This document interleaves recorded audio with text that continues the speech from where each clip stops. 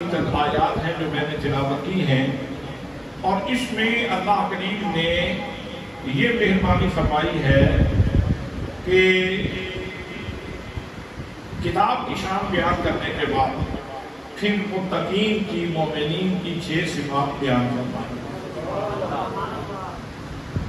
اور مومنوں کی، متقین کی صفات بیان کرنے کے بعد پھر اللہ کریم نے کافروں کا 1-2 آیتوں میں تذکرہ کرنے کے بعد اس باب کو بند کر دیا ہے، اور پھر اللہ کریم نے کئی آیات منافقین کی نشانیوں کے اوپر نازل فرمائی ہے۔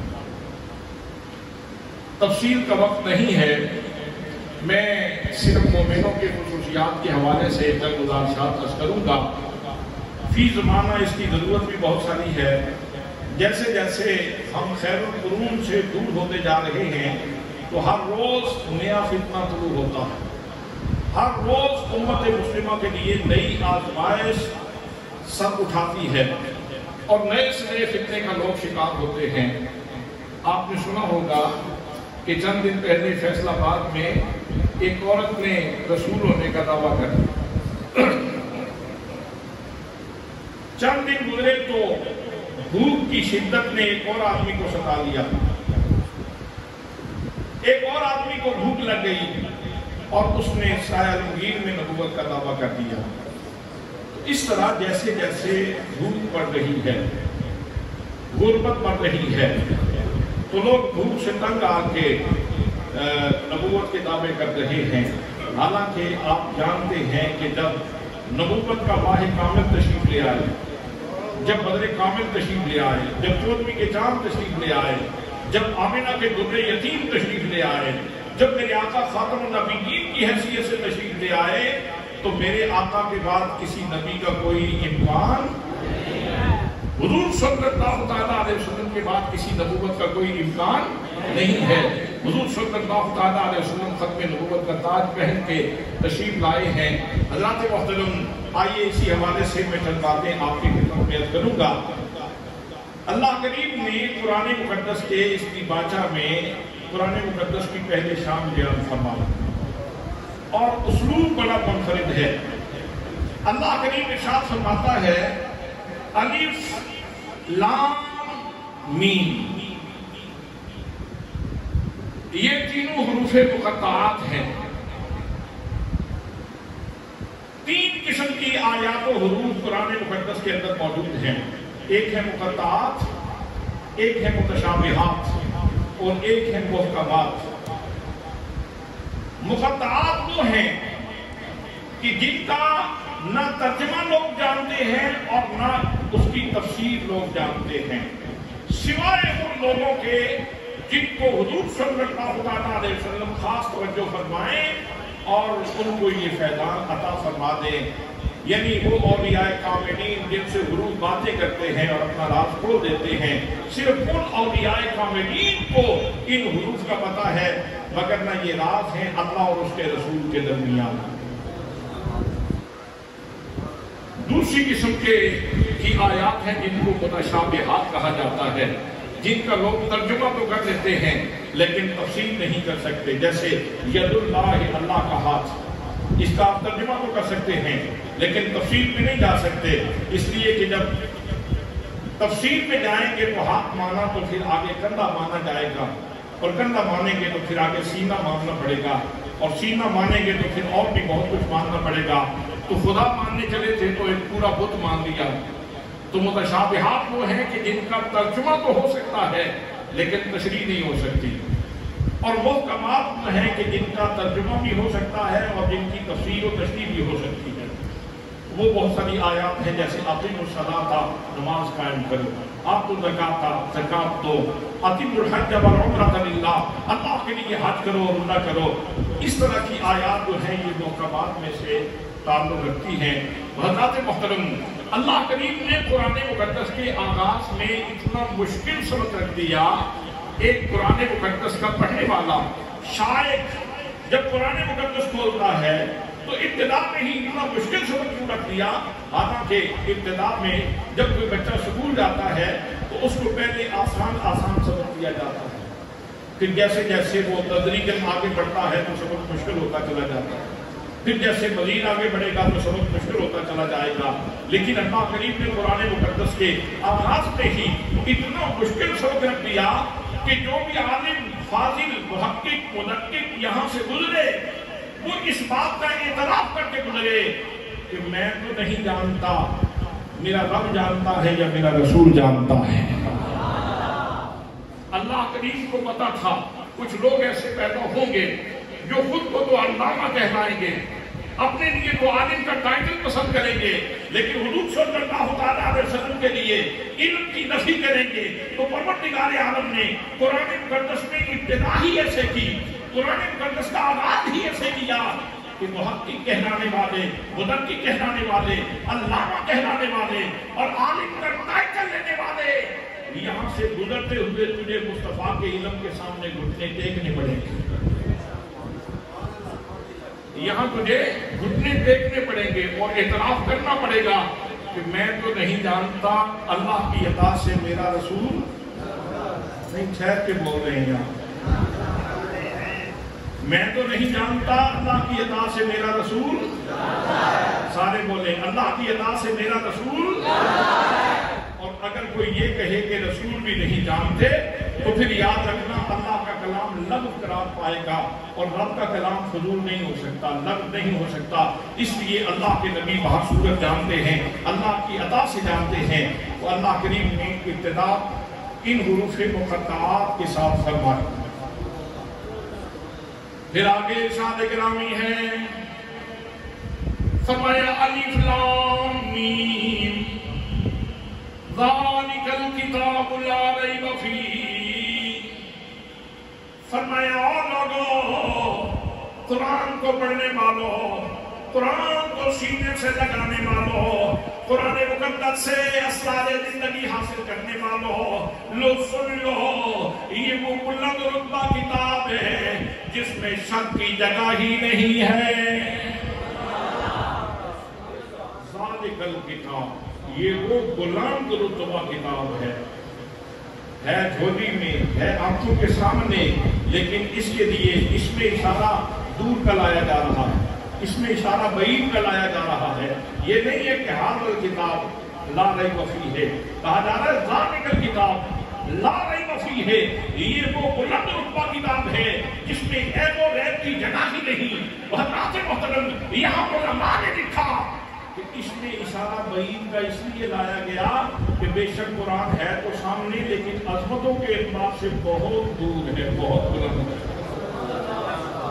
اپنی عظمتوں کے لحاظ سے بہت بلند ہے، بڑی شان والا ہے.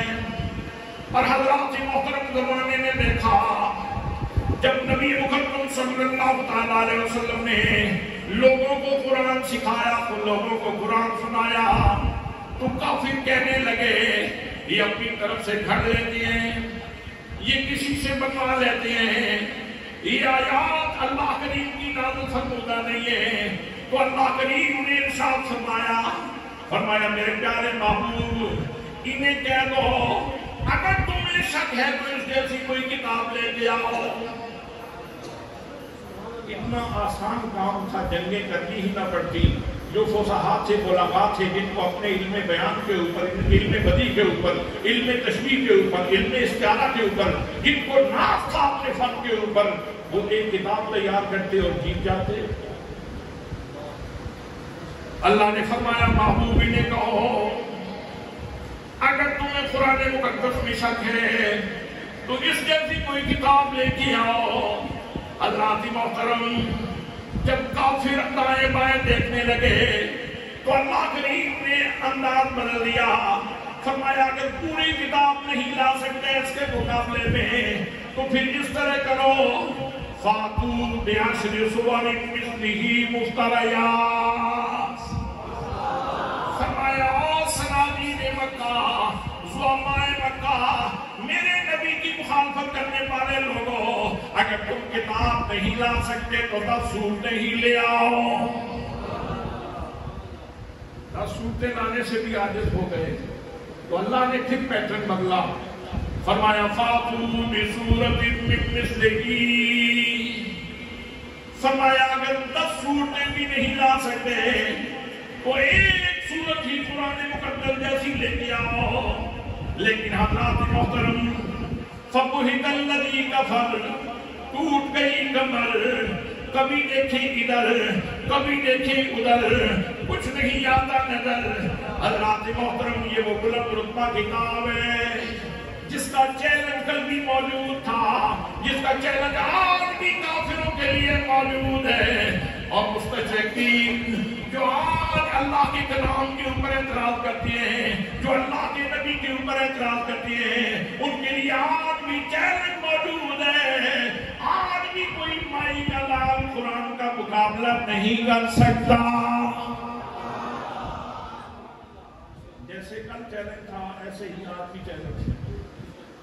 اور تاثیر اتنی ہے اس قرآن کے اندر, تاثیر اتنی ہے کہ جب نبی مقدم صلی اللہ تعالیٰ علیہ وسلم قرآن مقدس کی تلاوت کرتے ہیں, جو سنتا ہے اس کے سینے میں قرآن اتر جاتا ہے.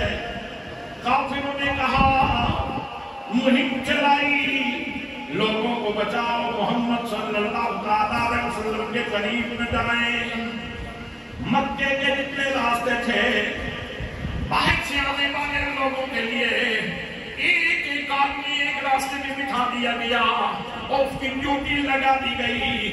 جو بھی مکے میں آئے اسے انفارم کرو, اسے بتاؤ ہمارے شہر میں جادوگر آ گیا ہے, وہ لوگوں کے دین خراب کر رہا ہے, اس لیے لوگوں سے اپنے آپ کو بچاؤ.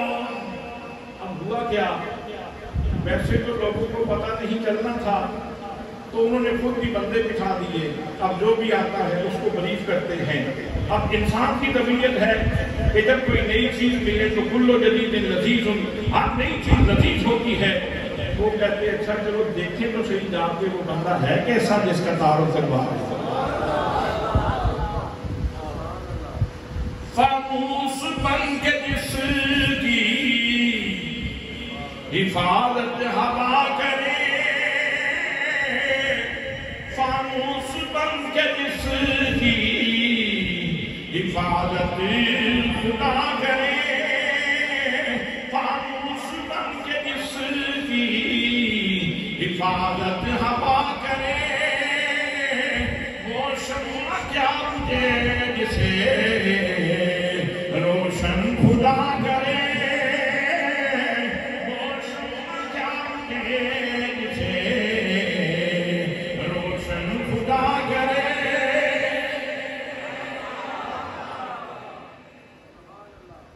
تو طفیل بن عمرو دوسی جو دوست قبیلے کا سردار تھا وہ مکے آ رہا ہے, راستے میں بندہ مل گیا. اس نے کہا طفیل تم بہت بڑے عالم ہو, تم ہماری عزت ہو, تم ہمارا افتخار ہو, میں تمہیں خطرے سے بچانا چاہتا ہوں, خطرے سے آگاہ کرنا چاہتا ہوں. ہمارے شہر میں ایک جادوگر آ گیا ہے, جو بھی اس کے قریب بیٹھتا ہے وہ اپنا آبائی دین چھوڑ بیٹھتا ہے, اس لیے اپنے آپ کو بچانا, اس کے قریب نہ جانا. طفیل کہنے لگا میں نے بڑی توجہ سے اس کی بات سنی. جب مکے میں آیا تو ابو جہل بھی مل گیا. اس نے کہا بڑے سردار ہو تو ذرا مہربانی کرنا اس جادوگر سے بچ کے رہنا. پھر آگے آیا تو ایک اور سردار مل گیا, اس نے بھی سمجھانے کی کوشش کی. تو کہتے ہیں ان کی باتیں میرے ذہن میں بیٹھ گئی اور میں نے کہا کہ میں تو پوری طرح کوشش کروں گا کہ میں اس سے بچ جاؤں. طفیل بن عمرو دوسی کہتے ہیں میں کعبے کا طواف کرنے کے لیے آیا تو میں نے اپنے کانوں میں روئی ٹھونس لی. میں نے کہا میں ان کا کلام سنوں گا ہی نہیں, جب سنوں گا ہی نہیں تو میری عمر اصل کیا ہوگا. حضرات محترم اس نے روئی کانوں میں ٹھونس لی اور ادھر نبی مکرم صلی اللہ تعالیٰ علیہ وسلم بھی کعبۃ اللہ کے پاس کھڑے ہو کے عبادت کر رہے ہیں. نبی مکرم صلی اللہ تعالیٰ علیہ وسلم قرآن کی تلاوت کر رہے ہیں. ذہن میں خیال آیا تو جاہل نہیں, اجڑ نہیں, ان پڑھ نہیں, تو اہل زبان میں سے ہے اور بہت بڑا عالم ہے, تو زبان کی باریکیوں کو سمجھتا ہے, تجھے سارے نشیب و فراز کا پتہ ہے. اگر کلام میں کوئی بات ہوئی تو ٹھیک ہے، اگر نہ ہوئی تو ذرا بات کرنے میں تو آسانی ہو جائے گی اور لوگوں کو بچانے میں آسانی ہو جائے گی۔ تو یہ تو کوئی بات نہیں کہ کانوں میں روئی ٹھونس لینا، یہ تو شکست کا اعلان ہے۔ کہتے ہیں میں نے اپنے کانوں میں سے روئی باہر نکالی، جیسے نبی کریم صلی اللہ علیہ وسلم کے قریب آیا، میرے آقا کریم صلی اللہ علیہ وسلم نے قرآن مقدس کی تلاوت کی، قرآن کی تلاوت میرے کانوں کے راستے سے میرے دل میں اتر گئی۔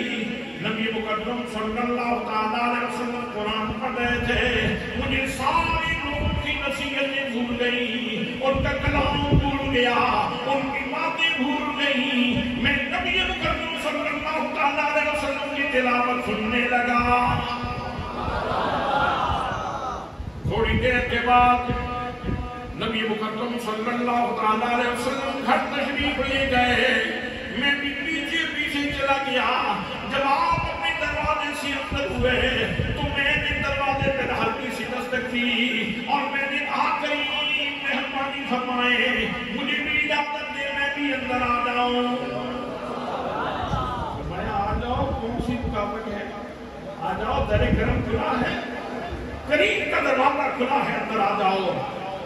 اندر جا کے طفیل بن عمرو سے کہنے لگا، میرے کریم مہربانی فرمائے، میں فلاں قبیلے کا عالم ہوں، میں آپ کے پاس آ رہا تھا، مجھے لوگوں نے بہت سمجھایا کہ اس کے قریب نہ جانا، اس کے کلام میں بڑی تاثیر ہے، وہ جادوگر کا کلام ہے، لیکن میرے قریب میں اس نتیجے پہ پہنچا ہوں، جب میں نے کلام سنا ہے تو میں اس نتیجے پہ پہنچا ہوں، یہ کسی بشر کا کلام نہیں، یہ خداوند قدوس کا کلام ہے۔ آپ مہربانی فرمائیں تھوڑا سا مجھے سنا دیں۔ کہتے ہیں نبی کریم صلی اللہ علیہ وسلم نے قرآن پڑھنا شروع کیا، سبحان اللہ۔ ابھی قاری محمد خان صاحب پڑھ رہے تھے نا تراویح میں، تو کتنا لطف آ رہا تھا۔ آمینہ کے لال جب قرآن مقدس پڑھ رہے ہوں گے تو پھر منظر کیسا ہوگا۔ میاں سوال فکری رحمت اللہ تعالیٰ علیہ فرماتے ہیں، کچھ سوال نہ مصری اندر دکھنا جگ لکھیاں، وہ ان ساریاں کی لاناموں تے گلاں یار دیاں مٹھیاں۔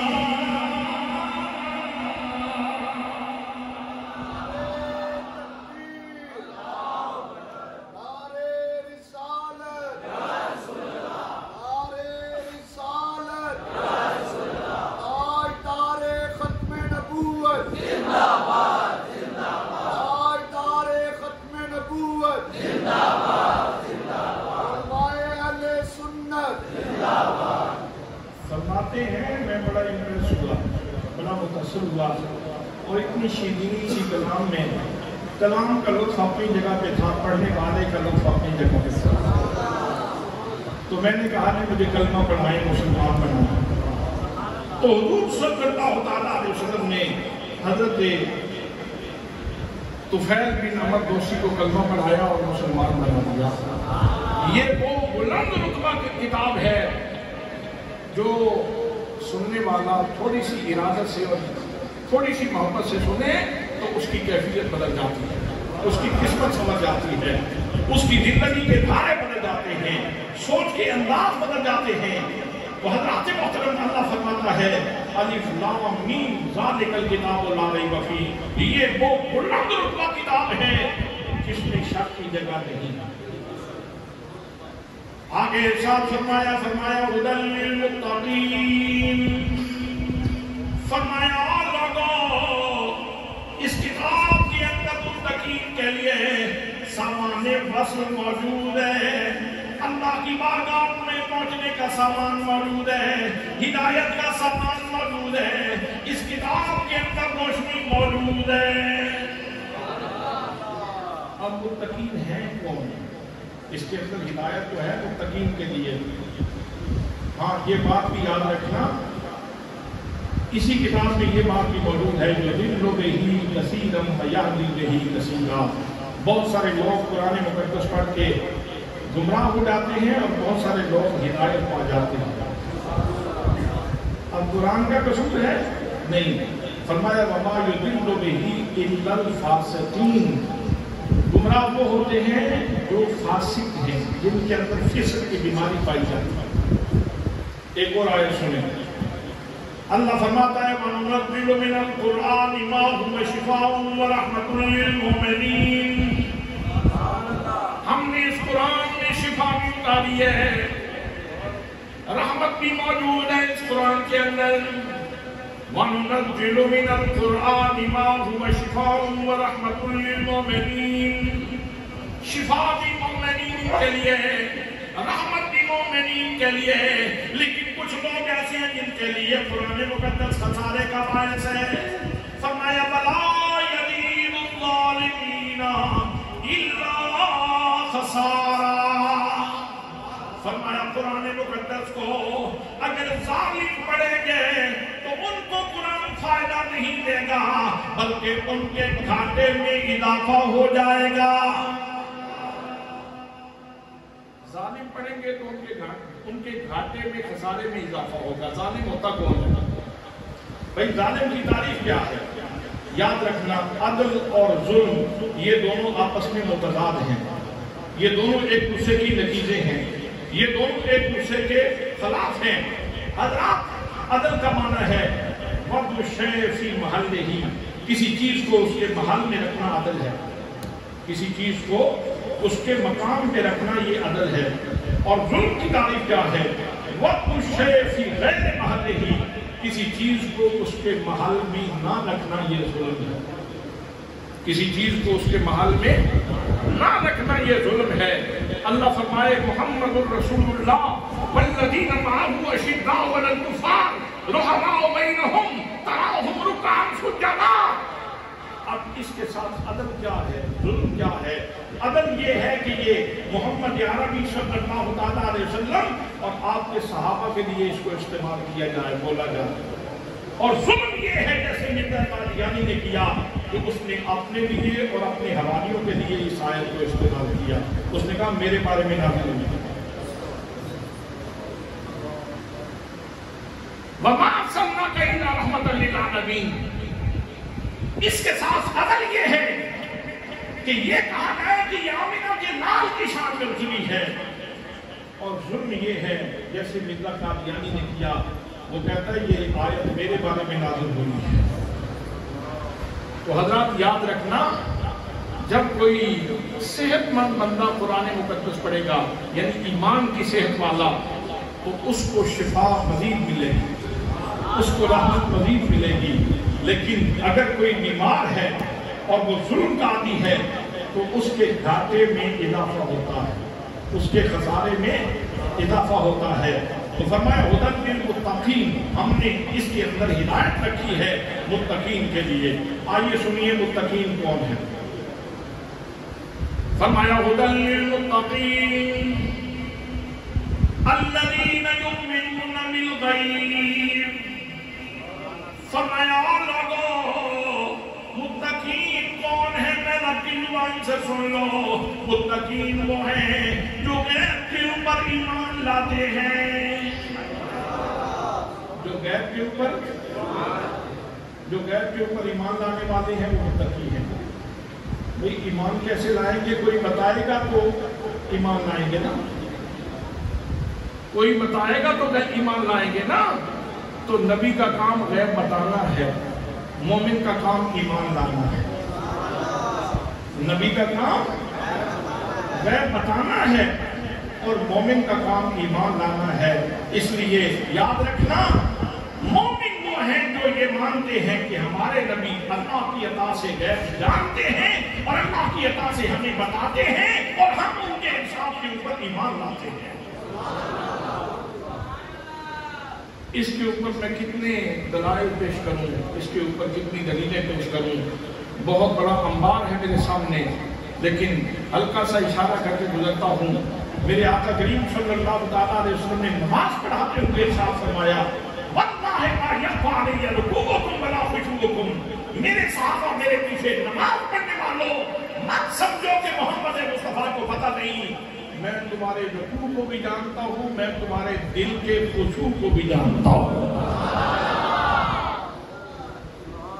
آپ سارے ماشاءاللہ زیرت اور تعداد لوگ تشریف فرما ہے، نوجوان اکثریت ہے، ذرا دوسرے کے دل کا ذرا خشوع دیکھ کے ذرا مجھے بتائیں، آپ کے ساتھ پڑوس میں بیٹھنے والے دوست کے دل کے اندر خشوع کتنا ہے، خشیت کتنی ہے، رب کا ڈر کتنا ہے؟ اپنے ساتھ بیٹھنے والے دوسرے بندے کے سینے میں ذرا جھانک کے بتا دیں کہ اس کے دل میں خشوع کتنا ہے۔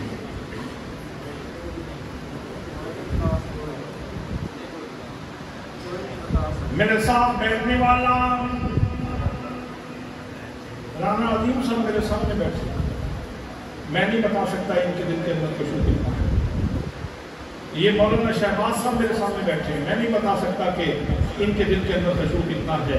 آمینہ کے لال کے صدقے جائیے، میرے آقا کریم نماز پڑھاتے ہوئے جس کے دل میں جتنا خشوع ہے، پیچھے کھڑے ہونے والوں کے بارے میں آپ ارشاد فرماتے ہیں، مجھے اللہ کی قسم ہے میں تمہارے رکوع کو بھی جانتا ہوں، تمہارے دل میں پیدا ہونے والے خشوع کو بھی جانتا ہوں۔ یہ اللہ کریم کی عنایت ہے، عطا ہے۔ تو نبی کا کام غیب بتانا ہے اور متقین کا کام ایمان لانا ہے۔ پہلی خوبی یہ ہے، تفصیل میں نہیں جاؤں گا، وقت نہیں ہے۔ پہلی خوبی یہ ہے کہ متقین غیب کے اوپر ایمان لاتے ہیں۔ حضرات دوسری خوبی، هُدًى لِّلْمُتَّقِينَ الَّذِينَ يُؤْمِنُونَ بِالْغَيْبِ وَيُقِيمُونَ الصَّلَاةَ۔ فرمایا دوسری خوبی یہ ہے کہ وہ نماز قائم کرتے ہیں۔ متقین کا خاصہ یہ ہے کہ وہ نماز کو قائم کرنے والے ہوتے ہیں، نماز سے بے-دلی نہیں کرتے، نماز سے نہیں بھاگتے، اللہ کی بارگاہ کے سجدوں کو اپنی سعادت سمجھتے ہیں، اللہ کی بارگاہ میں آتے ہیں، بڑے ذوق سے آتے ہیں، بڑے شوق سے آتے ہیں۔ یہ مومنین کی دوسری خوبی ہے متقین کی کہ وہ نماز بڑے ذوق سے قائم کرتے ہیں۔ اور تیسری خوبی کیا ہے؟ فرمایا وَمِمَّا رَزَقْنَاهُمْ يُنْفِقُونَ۔ فرمایا تیسری خوبی ان کی یہ ہے جو ہم نے ان کو رزق عطا کیا ہے، جو خزانے ہم نے ان کے اوپر کھولے ہیں، جو ہم نے آسودگی ان کو عطا فرمائی ہے، جو ہم نے ان کو معاشی بہتری عطا فرمائی ہے، یا ہم نے جو خزانے ان کو عطا فرمائے ہیں ان میں سے ہمارے راستے میں خرچ کرتے ہیں۔ یہ تیسری خوبی ہے متقین کی، یہ تیسری خوبی ہے کہ اللہ کے راستے میں کیا کرتے ہیں؟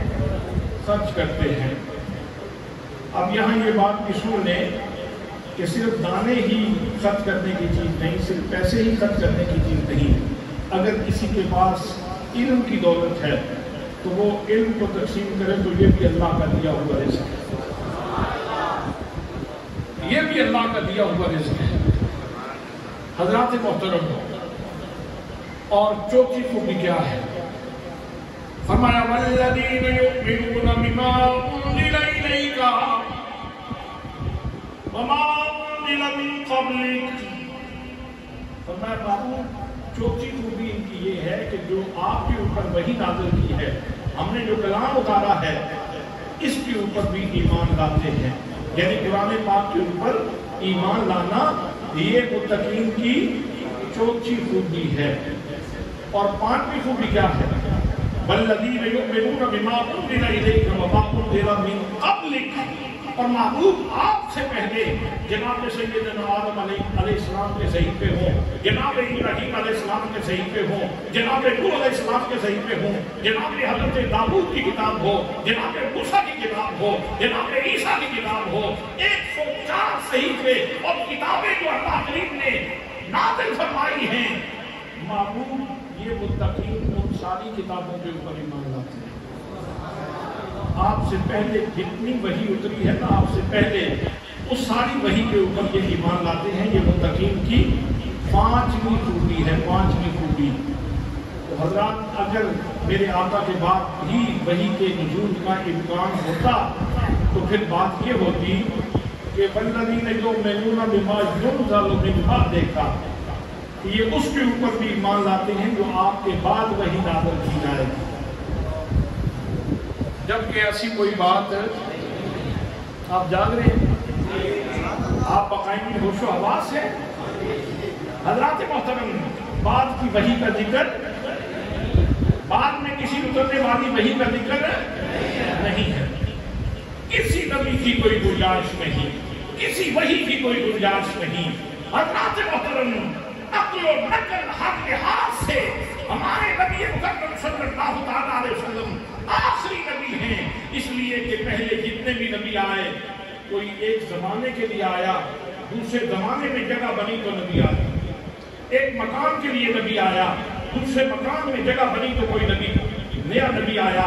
جب ہمارے آقا تشریف لے آئے تو حضور کی نبوت نے ہر مکان کو بھی گھیر لیا، ہر زمان کو بھی گھیر لیا۔ اب نہ کسی مکان میں نبوت کی کوئی گنجائش، نہ کسی زمان میں نبوت کی کوئی گنجائش۔ زمین تو زمین رہی، کسی خلائی شکل پہ بھی کسی نبوت کی کوئی گنجائش نہیں ہے۔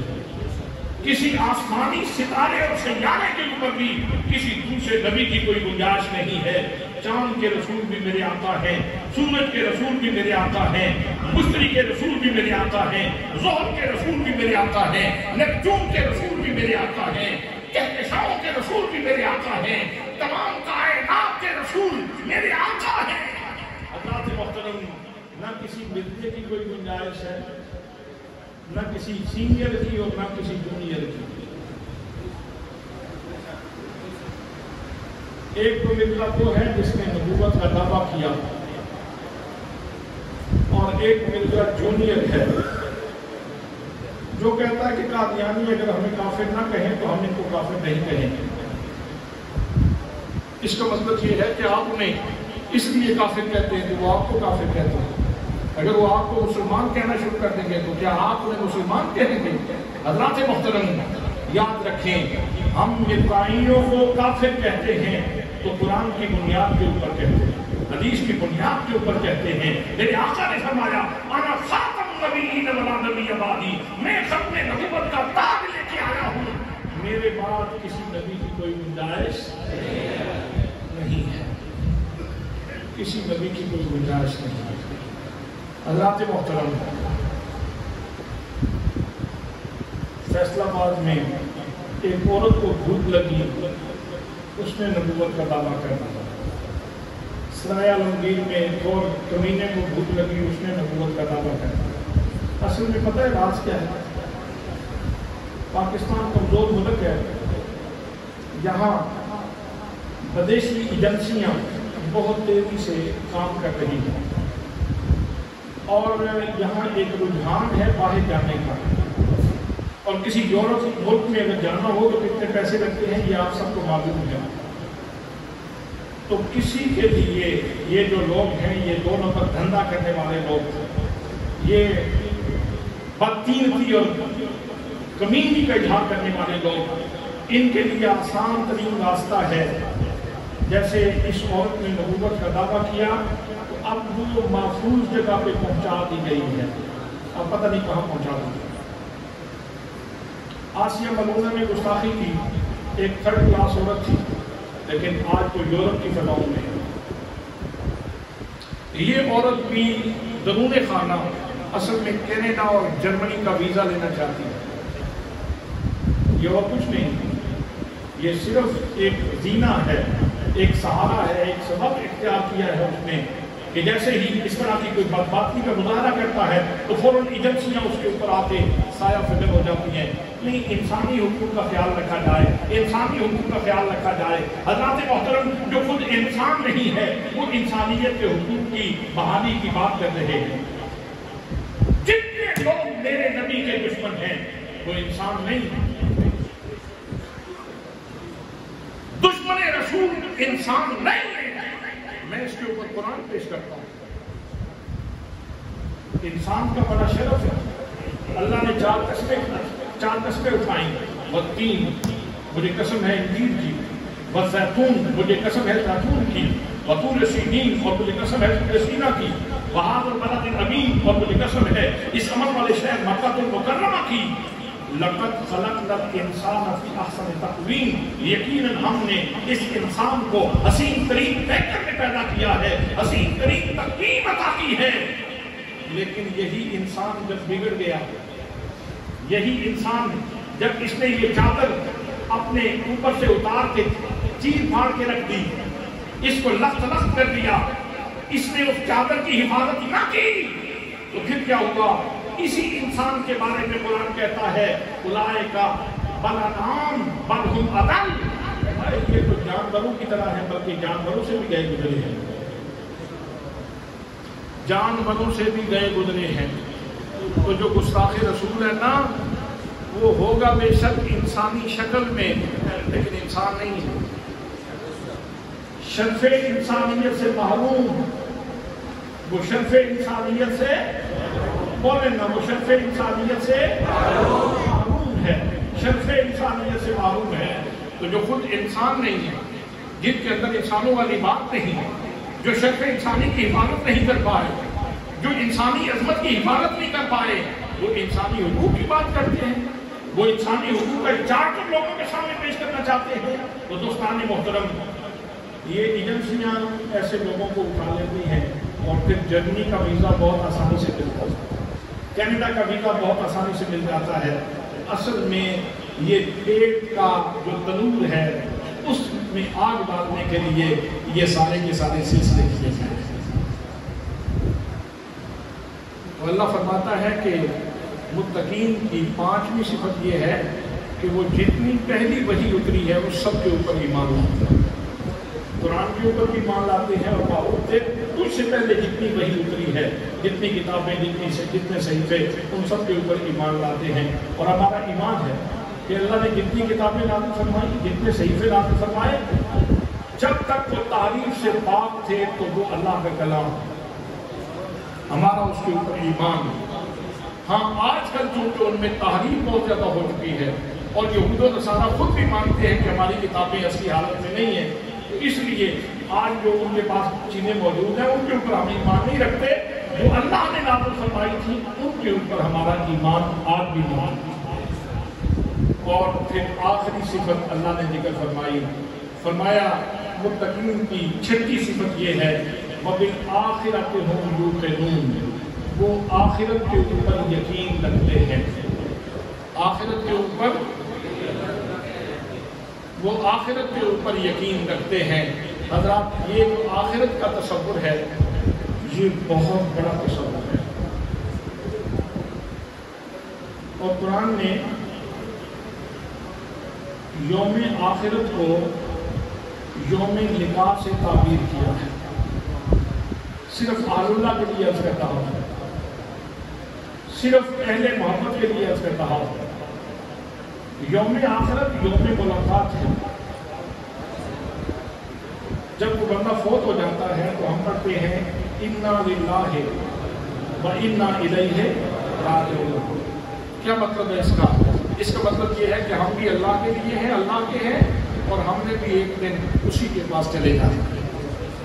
گویا یہ ایسے ہی ہے جیسے کوئی بندہ یہ کہے کہ فلاں بندہ تو مدینے چلا گیا تھا، تو میں سن کے کہوں اچھا ہم بھی اسی مدینے والے کے غلام ہیں، کبھی ہم بھی جائیں گے، کبھی ہم بھی جائیں گے۔ تو قرآن مقدس نے یوم آخرت کو یوم لقاء سے تعبیر کیا ہے، یوم ملاقات سے۔ اور میرے آقا نے فرمایا من احب لقاء اللہ احب اللہ لقاءہ، جو اللہ سے ملاقات پسند کرتا ہے تو اللہ اس سے ملاقات پسند فرماتا ہے۔ آخر میں اللہ نے سند جاری فرما دی، فرمایا یہ 6 صفتیں متقین کی ہیں، اور آخر میں فرمایا اولئک علی ھدی من ربہم واولئک ھم المفلحون، یہی لوگ ہیں جن کو اپنے رب کی طرف سے ہدایت نصیب ہوئی اور یہی لوگ ہیں جو دونوں جہانوں میں کامیابی پانے والے ہیں۔ تو حضرات، آج کا دور فتنوں کا دور ہے۔ جب بھی کبھی کوئی اس طرح کا نیا فتنہ طلوع ہو، آپ پہلے اس کثرتی کو سامنے رکھ لیں، اس معیار کو سامنے رکھ لیں جو اللہ نے متقین کے لیے پیش کیا ہے۔ جب اس کو سامنے رکھ کے آپ دیکھیں گے تو آپ کو یقیناً توفیق مل جائے گی، اور اللہ کریم آپ کو حق کے اوپر ثابت قدمی نصیب فرمائے گا۔ وما علیہ الا البلاغ المبین۔